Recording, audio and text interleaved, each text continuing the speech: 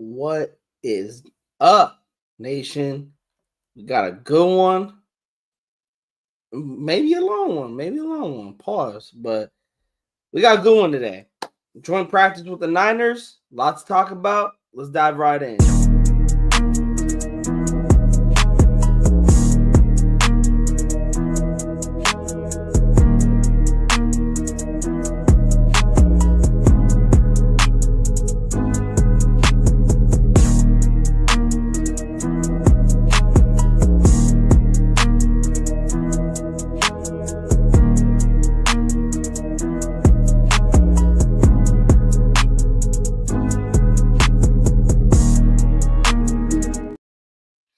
What is going on, Raider Nation?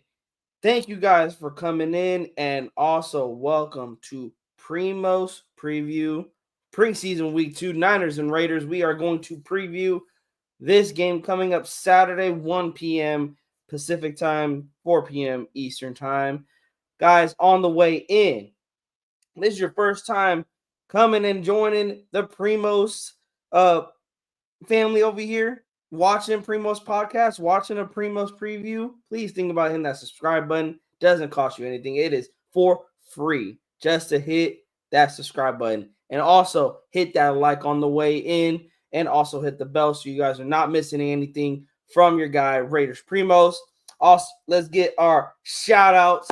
Welcome the nation that is on their way in. Guys, get the news around. Primos is live. Spread it like wildfire. Send the link around. Sean Johnson says, "Hey Primos, hope you ready to get it. Tons of great notes to get from today's intense busy joint practice before the preseason game on Saturday. And you're right, there is a lot of notes to dive into.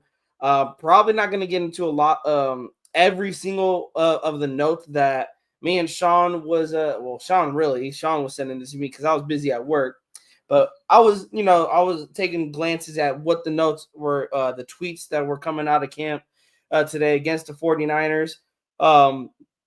Try to get as much of those tweets to you guys and give my thoughts of how do I see who's making some noise, where do I think this 53-man roster is heading to.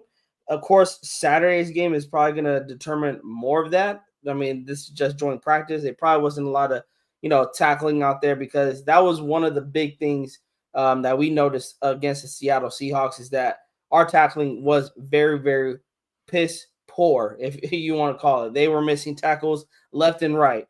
So we're not going to really know the improvement. I know they have throughout, or at least this week's practice. They've been really emphasizing on tackling. We're not going to know if that improved, go until Saturday's game.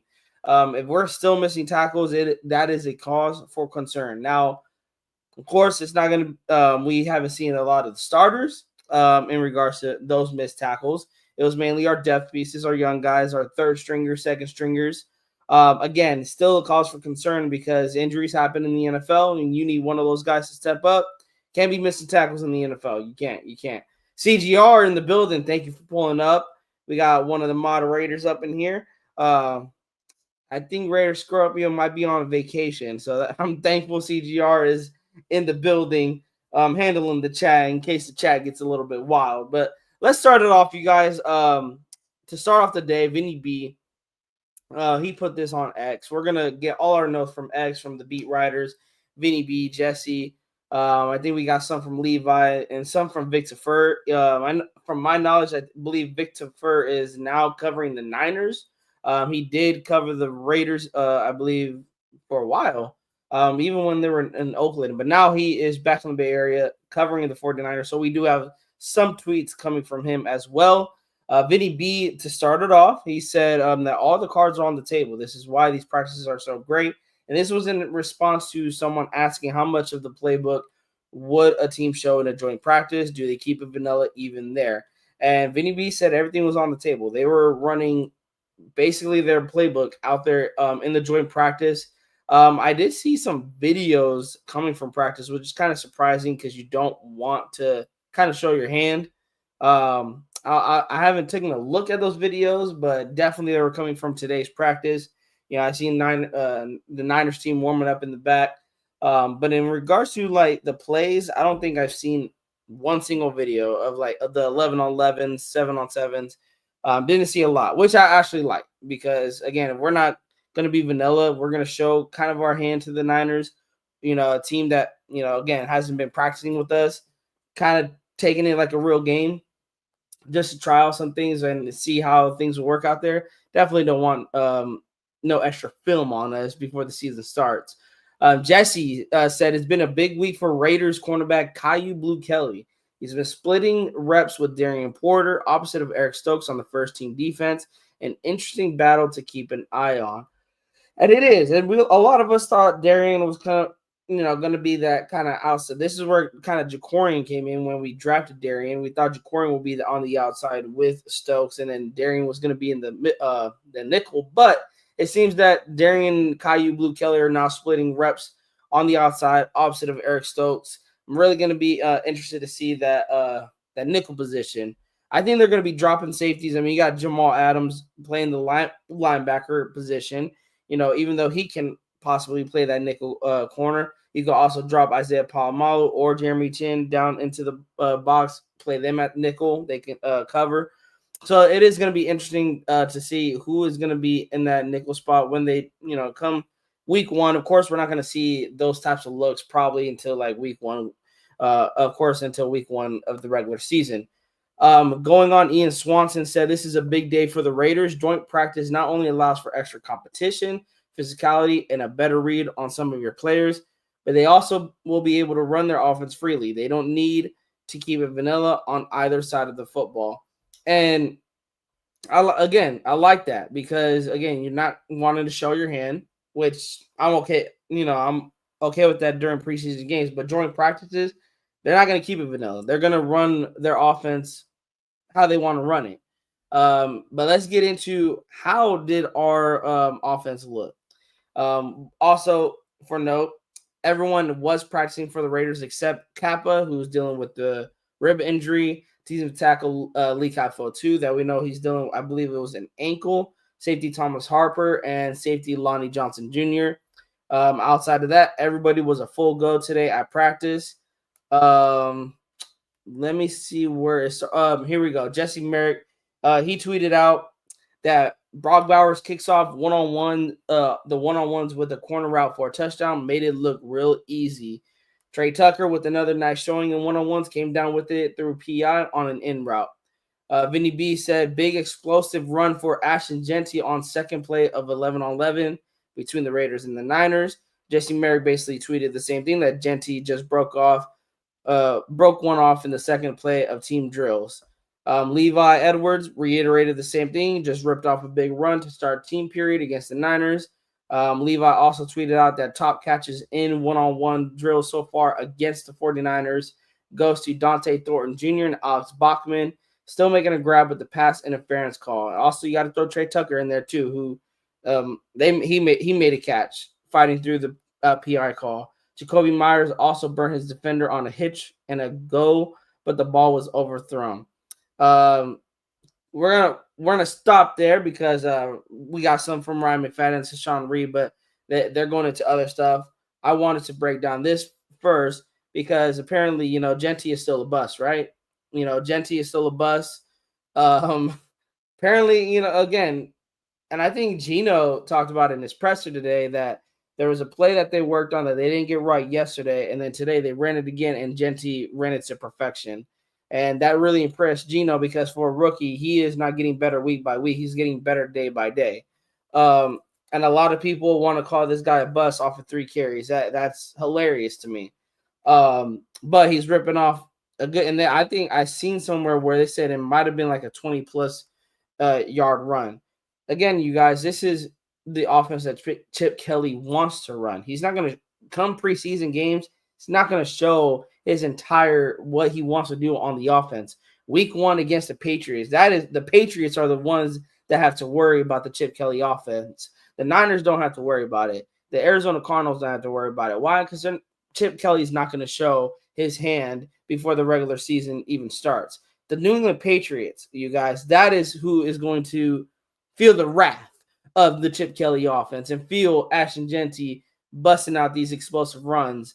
I'm excited to see. And it was the second play of the 11-on-11 between the Raiders and Niners. And I think there was well, that's actually later. There was another run. It was a 6-yard run, but Jeanty wasn't really the highlight of that 6-yard run. We're gonna get into that a little later. And then also Brock Bowers, Trey Tucker, winning their one-on-ones, and then also hearing Dante and Alex Bachman, winning the ones. That is what I like to see. I love to see that our guys, especially, I know the Niners are dealing with some injuries, so again, don't know who the corners were that were on those guys, but still, you want to see those guys win their matchup, especially Brock Bowers. You want to, he's coming in as into the season slated as a number 1 tight end in football, not just on the Raiders team, but in football, in the NFL. You want to see him dominate in practice, especially against opposing competition.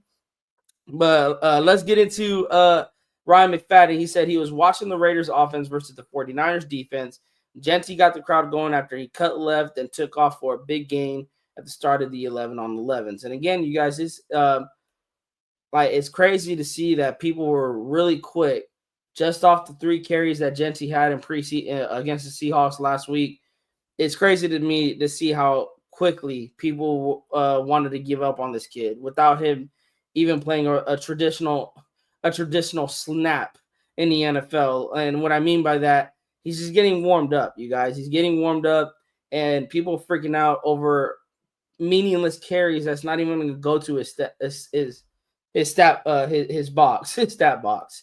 Like, it's crazy to me. We're calling this guy a bust after 3 carries in a preseason game. Like, that's wild to me. Like, you got any extra Raider gear you want to donate? Because I need some more Raider gear. I need some more hats. I need some more shirts. Like, you want to donate some Raider gear, bro, hand it my way. I will kindly take it. I've been probably the most pessimistic person out here, and I'm never going to say Jeanty is a bust because I know better than, not better than anybody, but I think everybody knows that preseason, this is where, again, evaluating. You want to evaluate what plays are going to work, what plays are not going to work, what players are going to fit on the team that's going to help. You got to get the right 53 that's going to help the Raiders win football games come regular season time. So, yeah, I want the people who said that Jeanty's going to be a bust, go back to today's joint practice. And let's see if he's still a bust. I see we got 12 people in the chat. Thank you, guys. Run them numbers up. Let's get as many people in the chat as possible. Let's get the conversation going. And if this is your first time here at Primos Preview, part of the Raiders Primos podcast, please hit that subscribe button, hit that like, and hit that bell. It's not going to cost you anything. We got Billy Davis. We got Yaya in the building. Also, salute to you both. Let me see. We got 617. Chip Kelly hand is busy hoisting a hoagie. Hey, so we got Super Omicron. I'm gonna star that. Actually, I can answer that right now. Primos, you think New England week 1 is a must win? Definitely. Every week one is a must win because that's how how can I say this? Remember 2016, Super. 2016, that win going on the road, hostile environment, New Orleans Saints, and we end up winning that game on a gutsy 2-point conversion. Like, imagine the confidence that did for the team. That win set the tone for the rest of the year. That's why going into New England, going into Foxborough, hostile environment, they got a brand new face at the helm with Drake May. They got Mike Vrabel, nostalgic, coming back, coaching. You got Stephon Diggs out there. You got a bunch of new faces, and they got their defense is revamped. Robert Spillane on that defense. They picked up the guy that played with the Williams dude that played with the Eagles. I don't know his name. I believe they picked him up. They revamped their defense. That is a definite must win because that is going to set the tone. And that's what the Raiders have been talking about, right? Geno Smith, Max Crosby, talking about setting the tone not only just for practice, they're talking about practice day that setting the tone, but it's got to set the tone for the season. So that is a definite must win. You beat New England. Imagine it could set the tone for the rest of the season. And then coming back and beating the Los Angeles Chargers, starting the season 2-0. I think every game, Super, in the NFL is a must win. The NFL season, even though it seems long, 17 games, 18 weeks, it seems long, but every game is a must win because winning streaks are necessary. Losing streaks will get you out of the playoffs real fast. Your playoff hopes can be diminished like that at the beginning of the year. JM, Kittle got more touches today. I mean, Kittle's Kittle, bro. Like George Kittle is slated as one of the top 3 tight ends in the league. I expect him to get his. That's like me saying Brock's not going to get his. Like Brock is going to get his. Travis Kelce's going to get his. Mark Andrews is going to get his. Like the best of the best are going to still dominate the game, no matter if it's looking ugly out there. I mean, look at Brock Bowers last year, playing with Aiden O'Connell, playing with Gardner Minshew, and they still put up massive numbers. The best are going to still put up numbers, even when the team around them is probably falling apart. Not saying the Niners are falling apart, but I know they had a lot of injuries going into today's joint practice. Billy Davis, Primos, I got us going 12-4 this season and going to the playoffs. I'm assuming you mean 12-5 or 13-4. You're forgetting an extra game. Either or, I don't see that happening. Unless it's a miracle season, like the ball's just bouncing our way and things are going right. I don't see us going to the playoffs. I don't see us winning 10+ games. My record is 8 wins or 9 wins. It's 8 or 9 wins, one of those. But I just don't see it. And you know what, Billy? I do want to have a show where I do break down the Raiders schedule. I have not been able to do that for you guys. I wanted to bring Nate on or maybe some other content creators on and to break down the schedule, give our prediction. Because I want to give you guys the reason why I say 8 to 9 games. I just don't want to come on here and I'm saying 8, 9 games and you guys think I have no faith in this team. I do, but there's a lot of I don't know what this team is going to look like, and I'm going based on paper. And on paper, this is not a 10-win team. This isn't. Coaching staff, love it. Love Pete Carroll. Love Chip Kelly. Love that we brought Patrick Graham back. Love that Rob Leonard's holding the defensive line. I love all that. But at the end of the day, the players that we have on this team, they haven't proved anything. They haven't proved anything on the field. Like this team, you guys honestly believe can go into Denver on a Thursday night, short week, and beat Denver or beat Kansas City? I don't see that. I do not see that. Unless, again, they prove it. They prove it. That's why they're not going to win 10+ games. They're not ready. And the thing is that it's not me saying that they can't. They can, but on paper they're not a 10+ win team. And if they do win 10+ games, hey, they exceeded expectations. That means next year my expectations are higher. That means if they win 10+, the thing is, Billy, if they do have a record like that where they win 12 games, I don't want this to be one season wonder where the Raiders win 12 games and then next season we flop and win 6 games, 7 games. We take a step back instead of taking the step forward. 2016, we won 12 games. We thought we were back. Following season, we win 6 games. We completely declined. 2021, we win 10 games. Following season, we win 6 games. That's why I'm kind of lowering my expectations a little bit. I'm kind of putting my expectations at 8 wins, 9 wins. And for me, that's still an improvement. 4-13 last season, and then we win 8, 9 games. That's an improvement in my head. Okay, next season, let's improve more. Now, next season, let's win those 12+ games. Let's win 13+ games. Because now you're stacking on top of the experience that these young guys have already now. You need one more good draft, another good free agency, and then maybe we'll be there. But this season, I don't see it. I don't see it. Let me see. Super says they look like 3 of our players in that win at a Allegiance scoop and scored by Chandler Jones. That was great. Oh, I was there. Super, for that.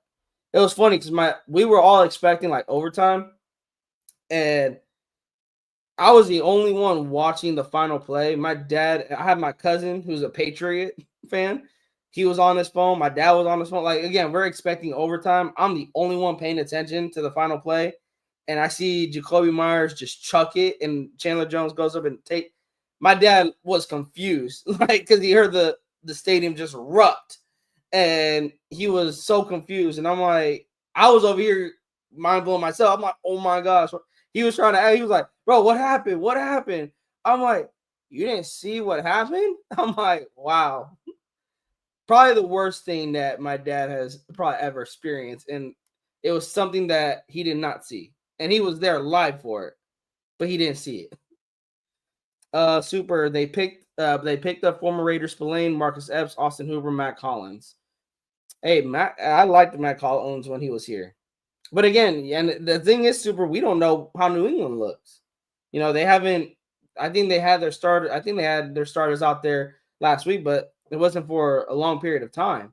So we don't even know how New England is going to look. Week 1, it's gonna be that's what I'm saying for both teams. I think it's a must win for both teams, for Patriots and the Raiders. But let me get more back into the comments, and then we'll move on talking about the Niners and Raiders joint practice. Chronicles, I would love to see Jakobi Meyers get a first down going out of bounds on the Pat sideline and punching Josh McDumas in the face. Or would that be wrong? No, that would be sweet, Chronicles. That would be sweet. He tore this Raiders organization down. It felt McDaniels was personally trying to sabotage the Raiders. I'm not gonna say he did because there's no proof, but damn, he was a terrible coach. So remember that P has never lost more than 7 games. 8 or 9 wins is realistic, and probably those losses are close or by 3 or 7 points. We need some production. Well, here, I'm going to give you guys my losses. All right. Here, you know what? I can actually pull it up. Give me a sec. Let's do this. Let's put a pin in that. We'll talk about it for a little bit, but I want to get through the notes with the Niners and the Raiders, and we're going to preview it. And if we got a little bit extra time, I'll bring up the schedule, and I'll let you guys know my losses and the wins. You guys are definitely going to hate me, though. I know that. I know you guys are definitely going to hate me. Isaiah, salute to you. Hope all is well with you too, man. Hope all is well with you. Demokes, the way this offensive line be looking 0-17. Demokes, I'm not saying 0-17, but that O-line definitely plays a part in my record prediction. Super. A lot to worry about, especially with the secondary. I can foresee the Raiders offense having to carry the team. That's where I'm at, Super. And the thing is, this is an offense that I think they're going to get into shootouts, and they might lose those shootouts. And it's not saying, because the thing is, people talk about, well, Pete never had a bad secondary. I understand that, but we're going to talk about the notes today. That secondary was getting cooked today by the Niners. Chronicles, the following season, Jackass Del Rio fired OC. Yes, that was a big issue. Bill Musgrave had that offensive cooking, but my point is, Chronicles, that's the thing. We don't know what next season. That's why I don't want to see. I don't want to see any firings happen if we exceed expectations. There should be no reason why we see any firings. All right, okay. Caught up. But that's not what I wanted to do. Let's get back into it, you guys. Now, Levi Edwards, this was about Geno Smith. Levi Edwards tweeted that Geno Smith has had a pretty accurate day so far. Only incompletion so far was on a deep shot to Dante Thornton Jr. Has been in sync with the Jakobi Meyers and others. Jesse Merrick, Fred Warner doing basically Fred Warner things. He's been all over the place in 7-on-7. Even carried a route downfield versus Trey Tucker. Did a great job cutting him off. to force the throwaway. And man, I wish the Niners were healthy, but you play who's in front of you. But I like that Fred Warner is out there, and he's making it tough. He's making it tough on, our receivers getting open down the field, even running with Trey Tucker and cutting him off. You got to earn it. Jesse said downfield passes were a bit of a struggle for Geno and the top offense at 7-on-7 against the 49ers defense. They didn't take a ton of them, lots of underneath stuff, but their coverage was good downfield. Geno didn't put the ball in harm's way either, though. That's really good to hear. You guys, when we traded for Geno, the one concern I had was the turnovers, his interceptions. That was my big concern. And hearing that, he's taking care of the football. He's not putting it in harm's way, not forcing the ball into tight coverages. I like to hear that. Do not put the ball in harm's way. Do not basically make it easy for the defense to get a turnover off of you. Ian Swanson said the same thing. Geno kept the ball safe for 7-on-7. The Raiders worked a lot of underneath as there was blanket coverage downfield. Hey, you got to take it. And they asked Geno about it today. And he talked about you got to take what the defense gives you. You do want to, take those shots downfield. You do want to put points on the board quickly, sometimes and stretch the defense out. But at the end of the day, you also have to take what the defense gives you. And that is what the defense was giving him. They were giving him a lot of the underneath stuff. And I'm okay with that. You got guys like Brock Bowers, Jakobi Meyers, Trey Tucker, Jack Bech, Dante that, yak yards. You get these guys in open space, possibly running underneath, running the drag. You can create get big plays off of that too. They don't always have to be these 60, 70-yard passes downfield. It could be a little underneath and let the yak yards do the talking. To Sean Reed, he said that Max Crosby got home for what would have been a sack on Brock Purdy.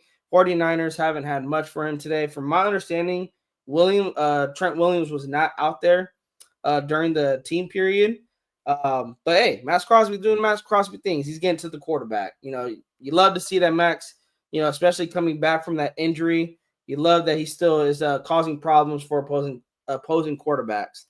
Levi Edwards said that things are getting a little chippy in special teams, period. Raheem Mostert looks like he wants some smoke. I wish we got video of that. But hey, that Raiders-Niners rivalry, it doesn't matter if you were part of the team, but once you get part of the Raiders, you automatically hate, you just hate the Niners. You got a hatred that fills you for the Santa Clara Great America 49ers. Dude, my girl took me to Great America like recently, like a month ago, and seeing that stadium there, I'm just like, I just clown it. I laugh because I don't know. It looks like a college stadium. Like, it doesn't even look like an NFL stadium, honestly. Jesse Murray said Trey Tucker has had a great camp, but he's not off to a great start today. Already has 2 drops. Haven't seen that from him so far. And I know Jesse Murray, again, he said that he hasn't seen drops from Tucker at all this camp, but that is one thing that I'm already seeing it's an issue. Last week against Seattle, Dante had a drop. Like, yeah, you could say it was a little bit behind, but hey, Geno, I think it was a good back shoulder pass because, hey, he gave Dante a shot. Dante got to come down with that. And again, Jakobi Meyers, just not himself, drops an easy one off of a screen. And then Trey Tucker having 2 drops. I'm hoping this is like we finally got a quarterback that's accurate with the football, and our receivers are so uncomfortable by that they're dropping passes. Because I believe Ian Thomas had a drop today too, led to an interception. I know Aiden O'Connell was the one that was passing, but I'm hoping we do not have the case of the Butterfingers and the dropsies come week 1. This is something that these receivers got to clean up, especially if the reports are true that Geno is being very, very accurate out there in camp. These receivers got to, man, help your quarterback out.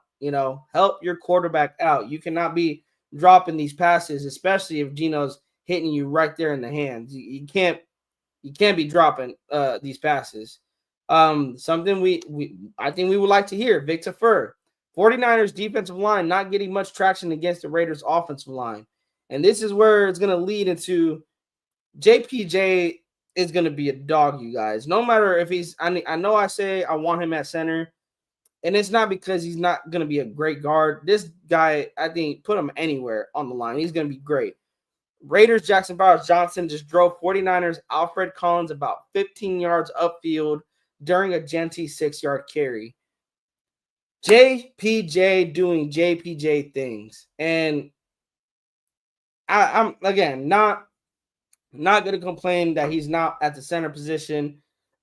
He is going to dog walk whoever's in front of him, center or at guard.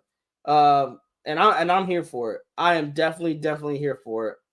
Let me pause there, you guys. I want to give you guys some light. So let's see what the chat is going on. Sean John says, I believe in the notes. The O-line was doing decent. I think there's a few notes on it. Now that they actually had, I think they did pretty well from what was in the notes. And also Gino was speaking on it, that he had time in the pocket to really survey the field during, I think, the 11-on-11. The O-line played really well out there. But you do got to take into account no Nick Bosa. Again, they were dealing with a lot of injuries. The Niners were. But again, yes, you play who's in front of you. But you do got to take that into account. They didn't really see top competition out there.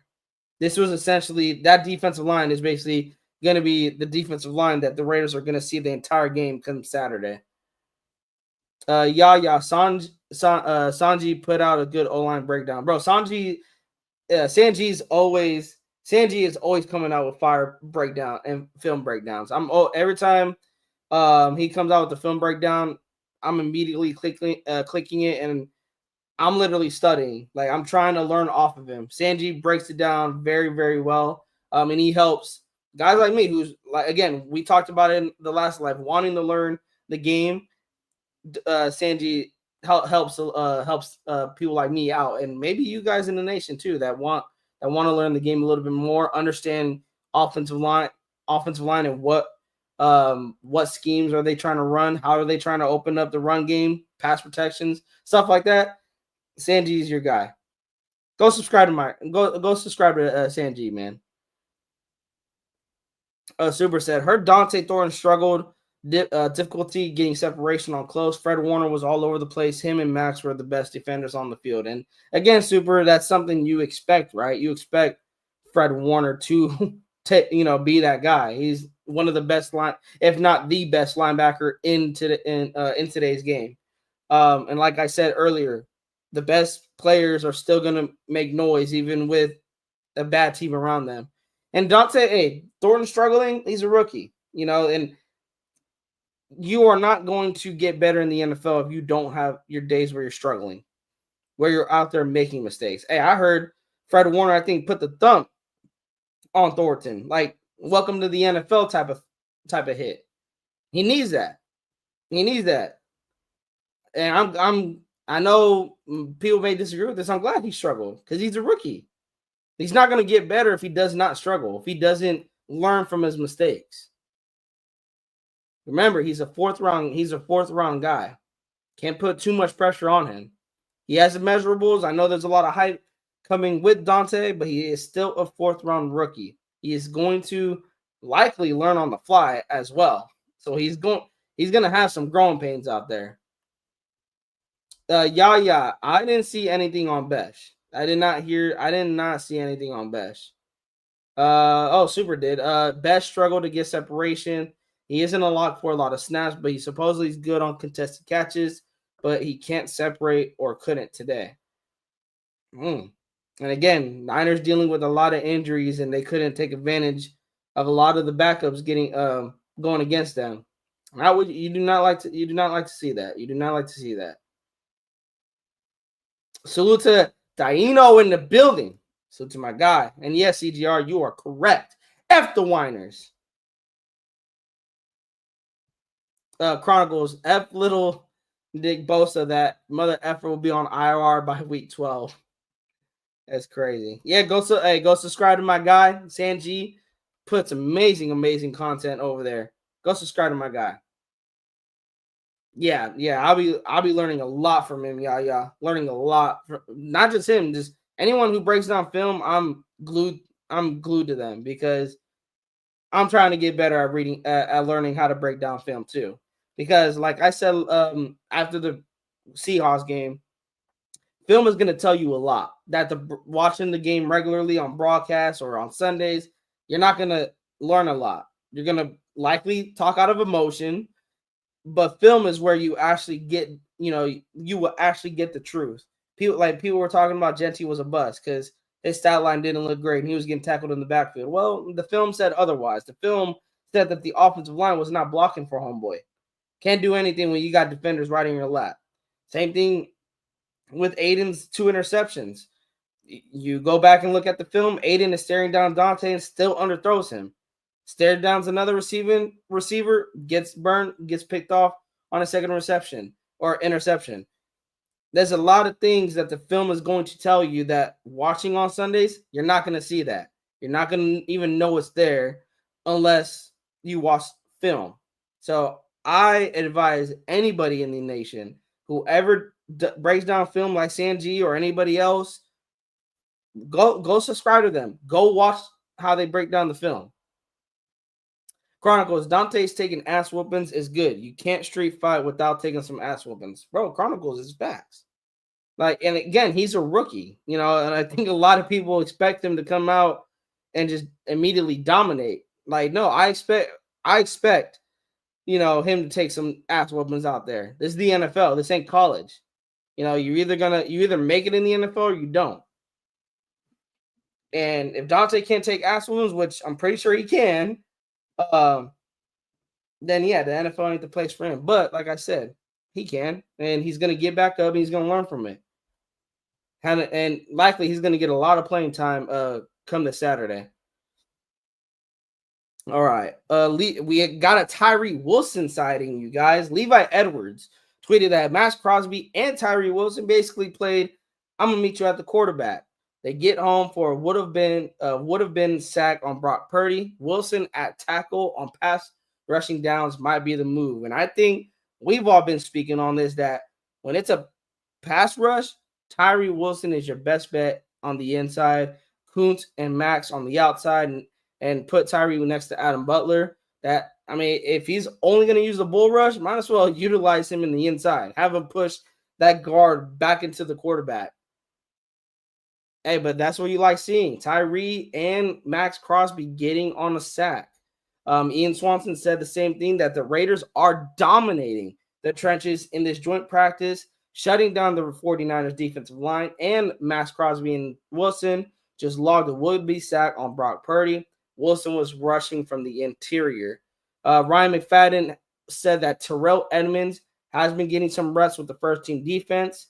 I'm interested to see how that's going to look. It seems like we're going to have a lot of different looks on the defense, you guys, with a lot of people rotating in and out. Ian Swanson said the drops for today, there wasn't a lot. Raiders wide receiver Trey Tucker had 2 drops. Ian Thomas had a drop that was from Aiden O'Connell, and it ended up getting intercepted. I think that's a total of 3 drops. Again, I don't like drops at all. I don't care if it's 1 drop. Okay, it's hitting you in the hands. Catch the damn ball. Ryan McFadden said Geno Smith has targeted Jakobi Meyers a ton this morning. Seems Geno is working on that rapport with Jakobi, and why wouldn't you? He has one of the best hands he's one of those wide receivers that has the best hands in the league, and that proved it last year with no drops on all his targets or all his receptions. I think, on his targets, he had no drops. David Lombardi, he said that the 49ers offense, this is where it gets kind of a little spooky here, you guys, that the 49ers offense is making a lot of big plays against the Raiders today. Purdy split the safeties for a deep Pearsall touchdown. Braden Willis hauled in a deep corner, and Christian McCaffrey has been involved in the downfield passing game. Ian Swan said the 49ers is picking up the pace, with Pearsall splitting the safeties for that touchdown, and then Brandon Willis and McCaffrey getting in on the passing game. Like I said, and there's more to that. I know I was hearing that they also had a blown coverage, and I think it was Juszczyk that went on a wheel route, and he got a touchdown. And I'm telling you guys, this defense is It scares the shit out of me. Yes, we got Pete Carroll in the building. Yes, we got Patrick Graham in the building. But at the end of the day, we still got players that have not proven themselves. Darian Porter, Trey Taylor, Isaiah Palomalu, who's gonna get he's Isaiah Palomalu has shown potential, but when we're talking about he's going to be heavily involved, I mean, hey, he started off really well, got an interception last week. Palomalu starting off the season really well, but hey, still a young cat. He still is gonna probably get some growing pains. Then we got Eric Stokes, who hasn't been really healthy. You got Blue Kelly out there getting more reps. Again, another guy that hasn't really proven to really play really good at the high level. But hey, Pete Carroll and company see something in him. It's a lot of improving, you guys. A lot of improving. And today they did not have a good practice day at all. The secondary was getting worked today. The secondary was getting worked. Ryan McFadden. Now, we are going to transition into the red zone. Ryan McFadden said red zone 11 on 11s kicks off with Geno Smith throwing a touchdown pass to tight end Brock Bowers. Love it. That is who you should be looking for. Brock every single day. If you guys go look at Brock's stats last year, I believe Brock only had 3 touchdowns. Yeah, he had a ton of yards, had a ton of catches, but he was not a factor when it came to putting up points. And again, I'm not putting that on him, he had 5 touchdowns. Putting on the quarterbacks that were throwing it to him. He had 5 touchdowns. He had 112 catches, 1,194 yards, and out of those 112 catches, 5 of them went for touchdowns. That's disgusting. This guy should have 10 plus touchdowns this upcoming season, especially in the red zone. And seeing that Geno, that's how he's going to start off, is hitting Brock Bowers in the red zone for a touchdown. Love to see that. Levi Edwards said the same thing. He went into a little bit more detail. First touchdown of the day for the Raiders. Geno Smith to Brock Bowers on a corner route in the red zone, period. Chip Kelly's going to scheme this guy open in the red zone. Brock Bowers, we said it all the time that he is a matchup nightmare. Chip knows that. Guaranteed, when the Raiders get into the red zone, look for 89 to get a couple targets in the red zone. Jesse Merrick said that Jacoby and Brock are having nice days for the Raiders. Tashawn went on to say that the Raiders offense didn't move the ball much during team drills, but they were clicking in the red zone. Smith has hit Bowers, Genty, Myers, and Tucker for touchdowns. That is what I love to see, because what is the one thing, you guys, that we have been complaining about, upset about when it comes to the Raiders offense? We get to the red zone and we cannot move the ball. We're settling for red zone field goals. You can only put 3 points up on the board so much against teams like the Chiefs, Denver Broncos, Chargers. These are 3 teams that are going to have offenses that are going to be scoring touchdowns. We have to trade touchdowns for touchdowns, not field goals for touchdowns. So reading that gives me a lot of hope that the red zone woes are going to stop. Let me see. Super says Tyree and Max will align together. They have to be used in a tandem. Now, I love to see that. Scheme whatever you have to scheme, Super, to get Tyree and Max free and having a straight shot at the quarterback. Terrell Edmonds came in because Chris Smith is struggling. I think he's going to be the odd man out, by the way, Super. Look for any free agent corner or cut to be signed. Corners were terrible, and so were the safeties. Yes, they were, Super. I don't think we're going to sign, because of today's practice, we're going to sign any safeties or free agent corners off free agency. Maybe before week 1, if it continues even after the Arizona Cardinals, yes, I can see that happening. But this early in the game, no. They're going to work with their young guys. They're going to help them get better, but it is on these players to get better and to improve day by day, week by week. If they're not, then yes, they're going to be cut. Niners were making a lot of plays despite being heavily injured. Seems like the Raiders switched ups are not having the desired effect. Blown coverages. I'm telling you, the secondary got worked. The secondary got worked, Super. The secondary got worked. This preseason, I've been sending fools to hospitals. Don't mess with me. Oh, man. Hey, preseason, you need to chill out, man. Let the regular season handle the injuries. You need to chill out preseason. CGR, we had a less than mediocre quarterback to boot. Hey, talk that talk. Axel Raider, formerly known as Askabum. If we sign anyone, it's going to be an O lineman. It starts with the trenches, though, right, Axel? We talked about that. It starts with the trenches. And I want to see, like, was the secondary getting burned during, like, 11 on 11s?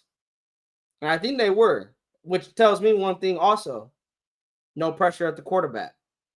Defensive line is struggling too. So you could put the struggles on the secondary, but you could also put the struggle, those tie into the defensive line. They're not getting to the quarterback. Purdy is having time in the pocket to survey the field and get the ball downfield. Hey, but again, this is a 12-win team, right? This is the 12-win team with the defense getting worked like that by a bunch of backups. Jesse Merrick says, some redemption for Trey Tucker. Hell of a diving catch for a touchdown in the red zone. Ryan McFadden, he has 2 tweets here. He says one was talking about the Trey Tucker touchdown. He also said that Smith's pass to Bowers in the back of the end zone was incomplete. Bowers tripped while the ball was coming towards him. Unfortunate. It could have been the 3rd touchdown for Bowers today. But, hey, Bowers is going to be Bowers. He's going to put up the numbers no matter how this team is looking. Bowers will put up those numbers. Levi Edwards. Overall, the Raiders defense has been really good against the run today. However, they've been struggling against the 49ers quick game and screens. And this is what I do not like to see, you guys. Inconsistency. Last week, you were getting the ball ran down your throat.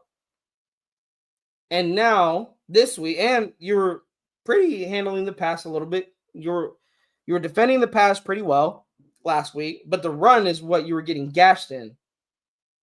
Now, forward to this week, we can stop the run, but now we can't stop the pass.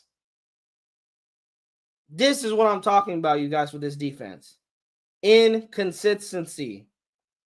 That we don't know what this defense is going to look like come week 1. Week 2, how is this defense going to look? People are hyped because of Pete Carroll. People are hyped because of Patrick Graham. Look at that defense on paper. That is not a defense that scares me. As a fan, it scares me for the wrong reasons, not for the good reasons. It scares me for the wrong reasons that this offense is going to get into a lot of shootouts this season. Yeah, we're going to be playing some exciting football, but Raider Nation, get your blood pressure cups ready. Get that medicine ready. You're going to need it. Calm your heart down. This defense took a little step back. And back to really starting the year. I know it's preseason, but the defense is not giving me any confidence, you guys. Yes, they're showing little flashes here and there. Max doing Max things, but that's Max. Again, you expect that from Max. We're hearing all this, Porter's having a good camp. Blue Kelly was having a good, great interception. Again, that was when they're going against each other. But when they're playing another team, we're hearing bad things. And that's where it matters, is how you play against opposing competition. Isaiah, I still feel like we need another edge rusher. The thing is, Isaiah, we need a lot of things. Like, this is why, you guys, my prediction is the way it is. And a lot of people were beating me up on it, saying I was pessimistic. We have a lot of things other than edge rusher. You need help in the secondary.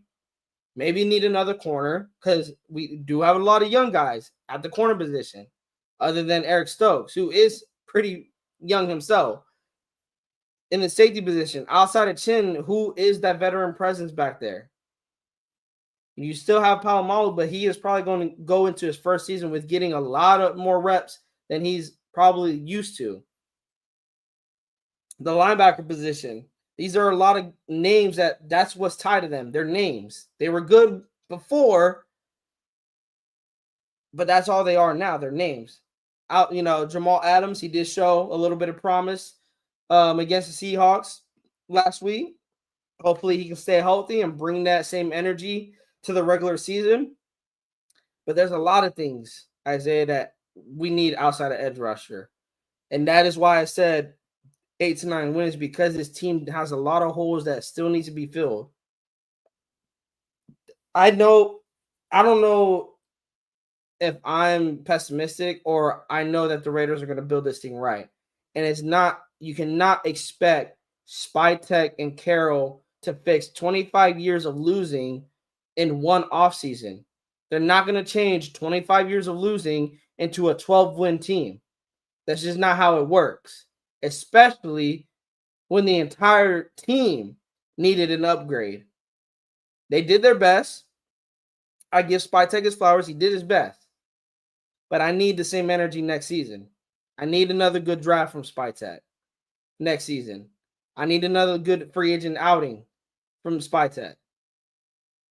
Because that's the draft, especially the draft. That is, if he can have another good draft next season, that is where you can see the Raiders start climbing. But expecting this team to go have 11 plus wins, it's crazy.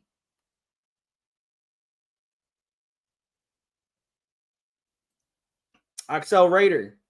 We still have a little money to spend. That's why I'm not too worried about the O-line. Guaranteed Pete already got his eye on someone out there. Maybe Axel. If you know who it could be, hey, let me know. Raiders USC. Kittle said the Raiders were running the 2015 Seattle D. They knew the Raiders D formations is freaking practice. Yeah, but go back up, Raider USC. They said that they weren't going to run any vanilla. I get it's freaking practice, but you're still going against opposing competition. And what's even more insane, Raider USC? They don't even play the Niners in the regular season. So, yeah, you can probably show the Niners you're kind of full hand because you don't even play them in the regular season. You still want to hear, the thing is, USC, it's inconsistency. Because, yes, we're talking about freaking practice here, but we're hearing good things when we're having practice against each other. But when we go against the Niners, our secondary is getting cooked out there. That's what I don't want to hear. You're having good camp against your own teammates. Keep that same energy when you have other competition in front of you. Because just like those guys trying to make a roster, USC, the Niners players are trying to make the roster. They're fighting out there. They're not just, lollygagging out there. They're practicing hard out there. They're working hard out there trying to make a roster spot. And they're cooking our asses while they're trying to do it. That's not something to be like, oh, it's just freaking practice. No, because they're trying.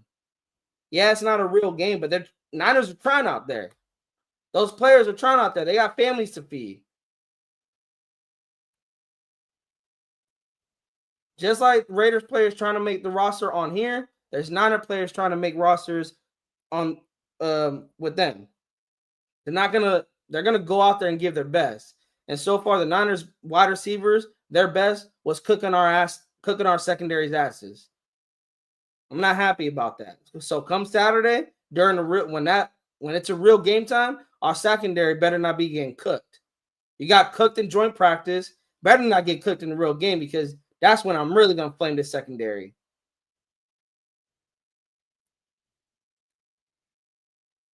And again, I'm not looking for wins and losses in the preseason. I'm evaluating our players, our units that are quote unquote going to be good this upcoming year.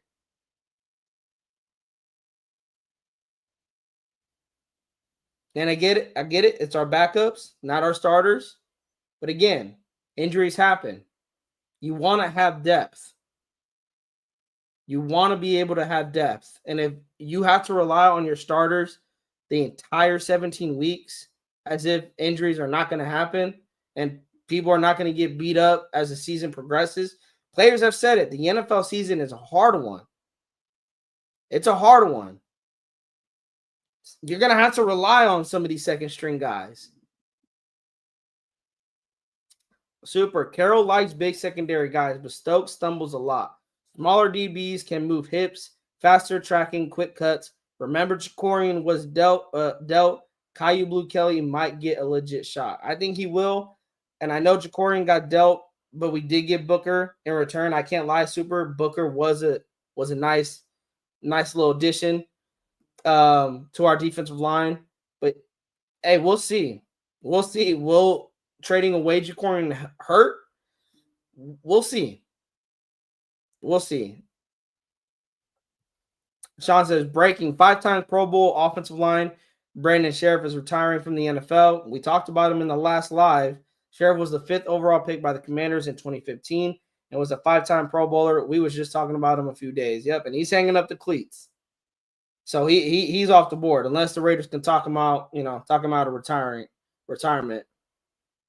Yaya, I'm so close to giving up on Tyree. Video from camp and film showing him being simply lazy. I know I heard conflicting because I heard some people say, and I even seen some film too myself that actually seen Tyree get off and actually liked a little bit of the little that I seen. I liked it. And I think it was they should have been tackles for losses, but they weren't. But then I heard that he didn't have a good showing against the Seattle Seahawks. And again, I was looking at everything, so I didn't just highlight Tyree, but I think maybe I need to go look back at that film and highlight Tyree and see how he played out there. Definitely, Yaya, though, I'm gonna look at him Saturday and see how he looks. Axel says we honestly should have snatched Dennis Allen from the Saints when they fired him. He can make an elite defense out of any squad you give him. Hey, I can't disagree with you on that, Axel. I mean, I'm not gonna say we should have snatched him, but I can't disagree with you and say that Dennis Allen is not a good defensive coordinator. Some people are really great coordinators, and some of those same people suck as head coaches.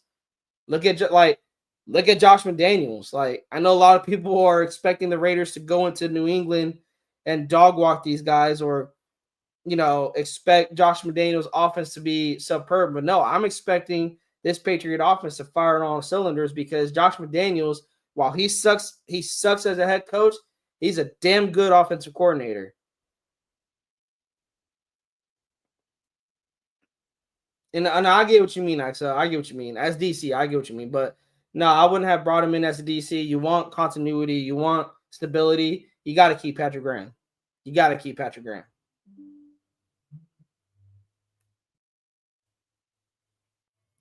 Sean Primos, maybe we can have a miracle like in 2016, 7th ranked offense and 20th ranked defense that year. Maybe, Sean, but when you rely on a miracle, what happens on Christmas Day when you rely on that miracle? You do need luck on your side. I do agree, Sean, but you also just got to be a good team. You got to be a good team. Thank you, CGR. Yes, you guys, hit that like button, hit the subscribe, and share this around with your folks. Share it with anybody that you know that loves talking Raider football, loves talking NFL football in general. Bring them on over here and let's get it going. Let's get the conversation going. Axel says, bro, Dennis Allen is way better than Graham. DA is a top 3 DC. He took a Saints team that couldn't stop a high school offense and made them one of the best defenses in the league for 9 years. And again, not disagreeing with you. I'm just thinking about continuity and stability. Max talked about it too. Always switching coaches not giving them enough time. And you know what, Axel? That's why there's no excuses for this defense, right? Because Kuntz has the continuity. Max has the continuity. Adam Butler has you're continuing with Patrick Graham. Isaiah Palomalu, the guys who's been here with Patrick Graham since day one, There's no excuses for them, right? They know the playbook. Sean says the edge rusher I would take a flyer on Jadeveon Clowney, 10 sacks the past 2 years. I mean, it depends how our line looks, right? If Kuntz can take that next step, and the thing is, Sean, you don't know, right? Because you want to see how this line looks first. You want to see how Malcolm Kuntz looks. You want to see, you know what you're going to get out of Max, but you want to see what Tyree looks like at the edge.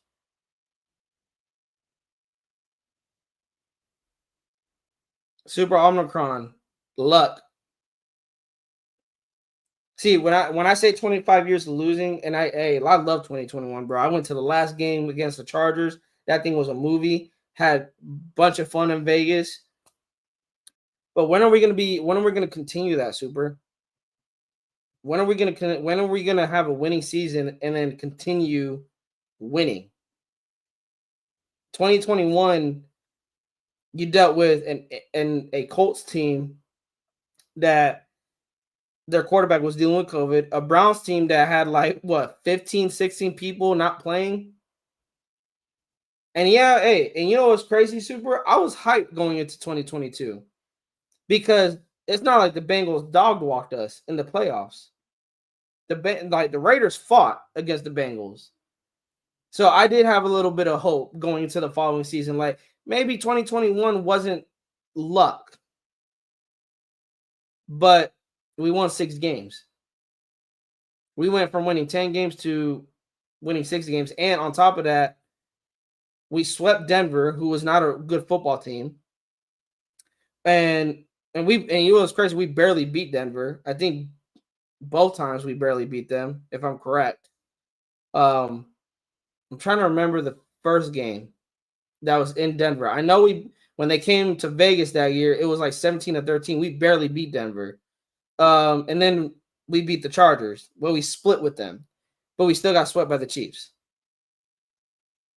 That's why I can't take the team seriously, because the team that's at the top right now is still we're still the bitch to them.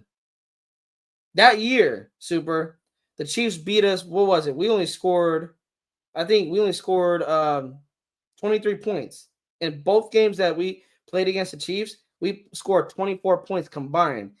They scored like close to 90 or 100. When the Raiders beat the Chiefs, Super, and I mean they beat the Chiefs, not by luck, like they beat the Chiefs, and it's convincing, and they continue to do it season after season after season. I can start saying, oh, we're winning. Okay, the division, it starts with the division, Super. Go back in that 2021 season, Chiefs swept us. Denver was terrible, and it seems like we always split with the Chargers. You know, up until this last season where we got swept by our entire division. And what sucks, Super, is that now Denver is better. Like Denver's gonna have, and people hate me saying this, Denver may sweep us this season because that defense is disgusting. And if Bo Nix can take if he does not regress, that's the only way I see Denver being bad, is if Bo Nix regresses. But if he doesn't, and the defense is playing like this, you're asking our offense to try to get into a shootout going against that Denver defense. This defense better step up this year. There's no excuses. On paper, I'm not confident about it, but that's no excuses. This defense has played well in the past few years, have kept the Raiders in football games, and it's been the offense that's been subpar. What I don't want, you guys, is now we have an offense that can finally put up points, but now we got a defense that can't stop a nosebleed. That is my worry. And again, I'm not saying that's what's going to happen, but that's what is my concern. I'm not saying that's what's going to happen, you guys. I'm just saying that's my concern. Because on paper, this defense does not look good.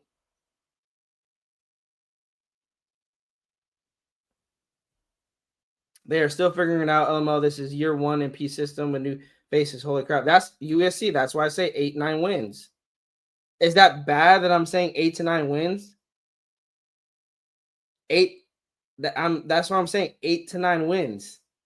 Is 8 or 9 wins bad? I look at it as an improvement. It's better than 4 wins. I'll tell you that right now. I'm just saying USC. There's people I've seen, people saying we're gonna win 12 games. Someone said 13 games. I don't know how that's gonna happen. I can see 10 games, but the way we win our 10th game, like that 10th game is got to be like a game we shouldn't have won. Like maybe we beat Denver one time, or we beat Houston. Like we beat a team that's like, whoa, like, hey, maybe the Raiders are for real. But yes, USC, I get that, and that's why I say 8 to 9 wins. Like you guys are proving my point on why I'm saying 8 to 9 wins. Albert, what's going on, bro?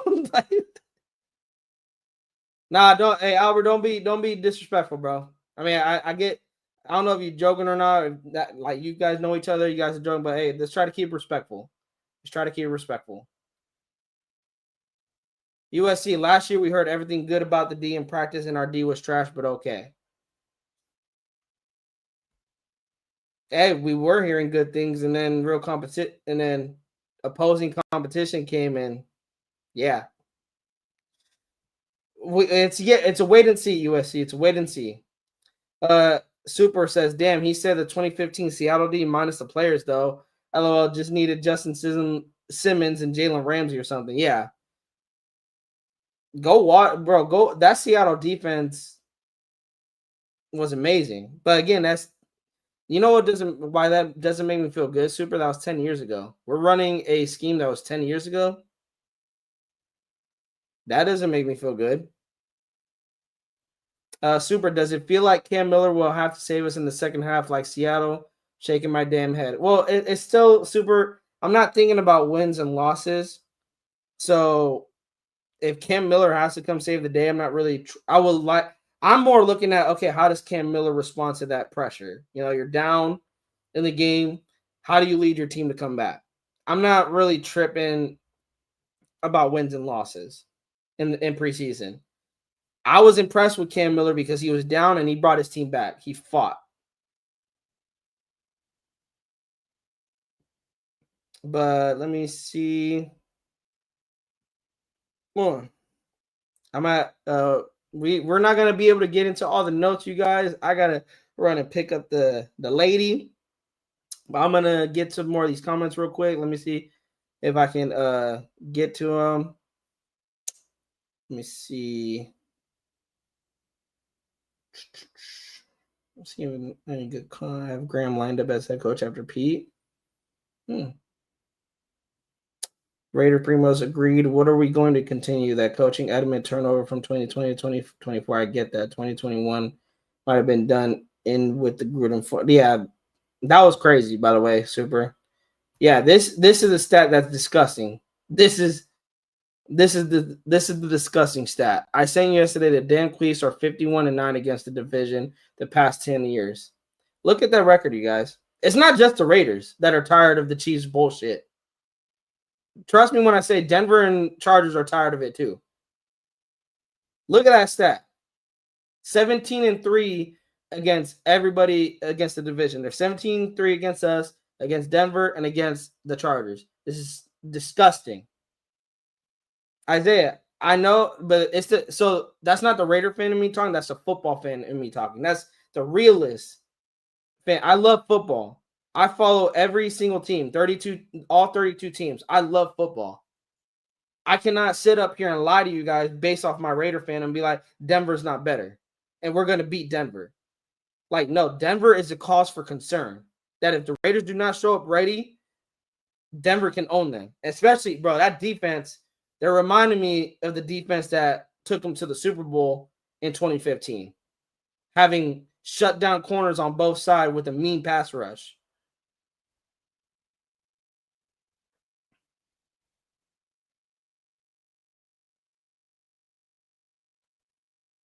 Yep. Oh yeah, I see it. Yeah, man. And that, that's the thing, Super. We are, and every time we play against the Chiefs, we're always in the game. Like we're in the game. As of recently, right? But that's the thing. We're in it. We're not winning the games though. We're still losing. That's my point. We're still not beating the Chiefs. We're still losing to them. Yeah, Sean. Yes. We will have to win a game like week 2 in Baltimore last year to give 10 wins. That's where I'm at. A game that we should not win, it'd be a game like that.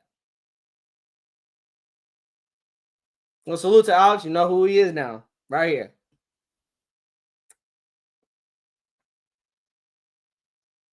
Oh, bro, I feel that. I live with Niner fans, and I would never say the Niners are good. But anyways, you guys, thank you guys for pulling up. Great conversation, you guys. I know we didn't get into all the notes, but my girl is going to probably kill me right now because I'm probably going to be late for her.